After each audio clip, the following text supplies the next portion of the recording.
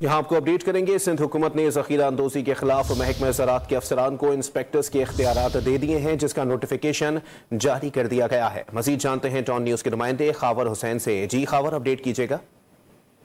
जी बिल्कुल, माह रमजान के दौरान अवाम को रिलीफ फराहम करने के लिए और मुनाफाखोरी की रोकथाम के लिए सूबाई हुकूमत ने यह फैसला किया है कि कीमतों की कंट्रोल, ज़ख़ीरा अंदोज़ी को रोकने के लिए सूबाई डिवीजन और जिला और तालका सतह पर महकमा ज़राअत के अफसरान को इंस्पेक्टर के इख्तियारात दिए जाएंगे, जिसके बाद सूबाई सतह पर जो डीसीज, डिविजनल सतह पर एडीसीज और एसी जो हैं वो डिप्टी डायरेक्टर ब्यूरो सप्लाई, जबकि तालका लेवल पर असिस्टेंट कमिश्नर और असिस्टेंट डायरेक्टर कार्रवाई कर सकेंगे। मुनाफाखोरों और ज़ख़ीरा अंदोज़ी करने वालों के खिलाफ डिप्टी डायरेक्टर ज़राअत, एडिशनल डायरेक्टर ज़रई तोसी और फूड कंट्रोलर जो इंस्पेक्टर के इख्तियारात होंगे।